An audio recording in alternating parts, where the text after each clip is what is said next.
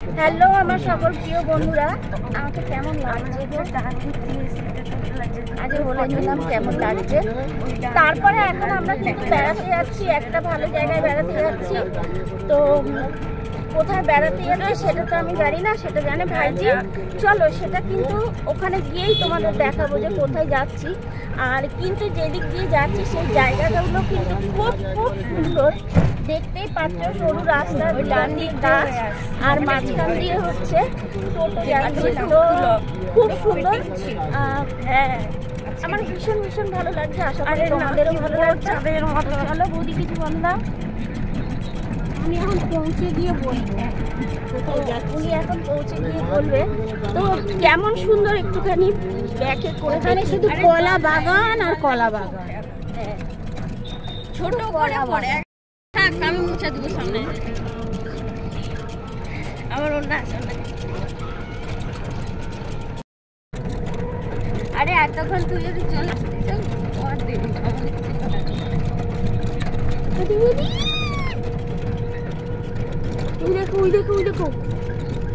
গাছগুলো দেখে এত খুশি হচ্ছে, আটকি আটকি উঠতেছে। দেখো এটা একটা রেস্টুরেন্ট, দেখতে পেয়েছিস? হ্যাঁ,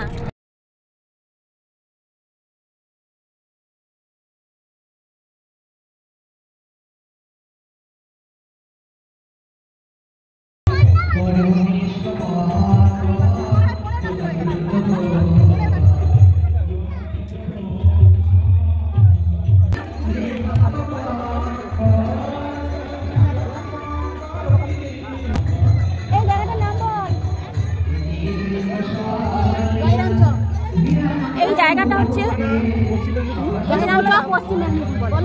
পশ্চিম মেদিনীপুর দাসপুর থানার অন্তর্গত জয়রামচক গ্রামের এখানে আমাদের রাধা গোবিন্দের মন্দির এবং গৌরিতা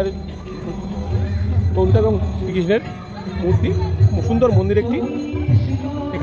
মানে না দেখলে বিশ্বাস করবে না যে এত সুন্দর। আমাদের ঠিক মায়াপুর যেরকম ঠিক সেই রকম, কিন্তু মানে এত সুন্দর এত সুন্দর। মানে গ্রাম তো, প্রত্যেকটা বাড়ির বউয়েরা এত সুন্দর মন্দিরের ভেতরে বলো বাইরে বলো, আসল মন্দির এইটা। প্রদীপ ধরাচ্ছে, এতক্ষণ আরতি হলো, নাচ হলো, সন্ধ্যা আরতি হলো, অনেক কিছু হলো যেরকম হয় আর কি মন্দিরে। আর দেখো সবাই দেখো মন্দিরের থেকে দ্বীপ ধরিয়ে ধরিয়ে মানে এসে এবার এই যে নিম গাছটি দেখছো, এই নিম গাছটি কিন্তু বিশেষত্ব গুরুত্ব আছে। আমি ঠিক জানি না, এই জায়গাটা একদমই নতুন, যা শুনছি খুব গুরুত্ব এই নিম গাছের। আর এই নিম গাছের ভেতরেই আছে মন্দির। তারপরে ওই মন্দিরটা হয়েছে দীর্ঘ 12 বছর ধরে হয়েছে এই মন্দিরটি, কিন্তু পুজো আসলে এখানেই হয়। মানে এত সুন্দর, মানে দেখলে আমি এত মানে আপ্লুত, এতটাই আপ্লুত যে বলার মতন নয়। হ্যাঁ, ওপরে হচ্ছে রাধা গোবিন্দর মন্দির। আর নিম গাছটা দেখতে পাচ্ছ, বটবৃক্ষের মতন নিম গাছটা ছেয়ে রয়েছে চারিদিকে। রাত হয়ে গেছে বলে আমি দেখাতে পারছি না। দেখো পুরোটাই জুড়ে হচ্ছে নিম গাছ দিয়ে একদম। আর ওই দেখতে পাচ্ছ ভেতরে ভেতরে সব প্রদীপ ধরাচ্ছে, আর সব ঘিয়ের প্রদীপ, আর হচ্ছে ফুল, আর হচ্ছে মোমবাতি। ঘিয়ের প্রদীপই বেশি, তো ভেতরে তোলা বারণ আছে, তবু আমি একটুখানি তুলেছি, মানে মহাপাটি করেছি আমি, লুকিয়ে লুকিয়ে তুলেছি। একটু আরতি হচ্ছে ওই সময়টা, মানে ভালো জিনিস তোমাদের কেন দেখাবো না আমি, তোমরাও একটুখানি দেখো। মানে দেখো গ্রামের পরিবেশ এত সুন্দর, মানে এরা এত নিষ্ঠা, এত ভালো মতন। হ্যাঁ দেখেছি, এই দেখো এক একটা গ্রামের বইয়েরা এত সুন্দরভাবে নিয়ে যাচ্ছে, প্রদীপ ধরাচ্ছে, ঘিয়ের প্রদীপ, মোমবাতি, ধূপকাঠি। মানে এত সুন্দর পরিবেশ, এত সুন্দর পরিবেশ। মানে আমি দেখে তুলেছি আমি। আর এই হচ্ছে ওই কৃষ্ণ হচ্ছে সারথি, আর অর্জুন দেখো রথে বসে আছে দেখো। আর এই হচ্ছে তোমার 4টি ঘোড়া, 4টি না 6টি ঘোড়া, 3টি 6টি ঘোড়া দেখো। আর ভগবান শ্রীকৃষ্ণ সারথি, আর পেছনে আছে অর্জুন, যুদ্ধ করতে যাচ্ছিল। সেই জানোই তো, এটা আমি আর নিয়ে অতটা কিছু বলতে পারছি না। তো দেখো আমার ভীষণ ভালো লেগেছে। দেখো বইয়েরা কত সুন্দরভাবে নেমে আসছে প্রদীপ হাতে করে, মন্দিরের ভেতরে প্রদীপ ধরিয়ে আরতি করে এতক্ষণ ধরে ইয়ে করেছি, প্রদীপ ধরালো, আরতি করলো, নাচলো অনেকক্ষণ ধরে। আর এদের মধ্যে এতটাই ভক্তি দেখে আমি এতটা আপ্লুত, কি বলবো। দেখো নেমে আসছে, মানে এত সুন্দর পরিবেশ।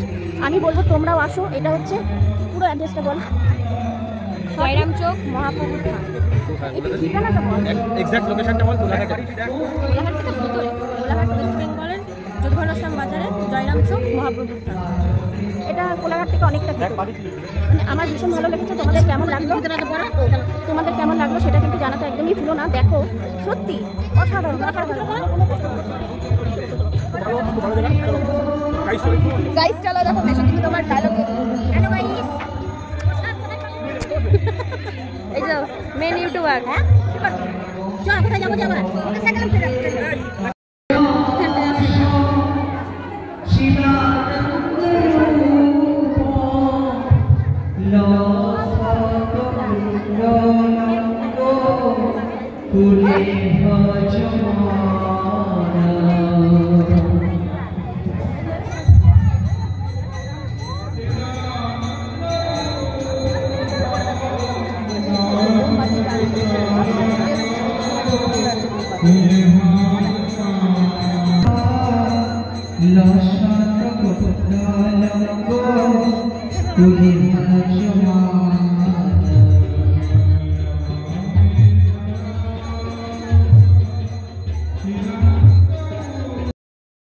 এটা হচ্ছে মায়ের মনস্কামনা মন্দির এটা।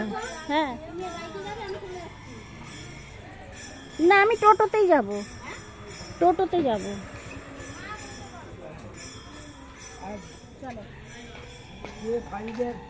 এটা হচ্ছে মনস্কামনা মন্দির।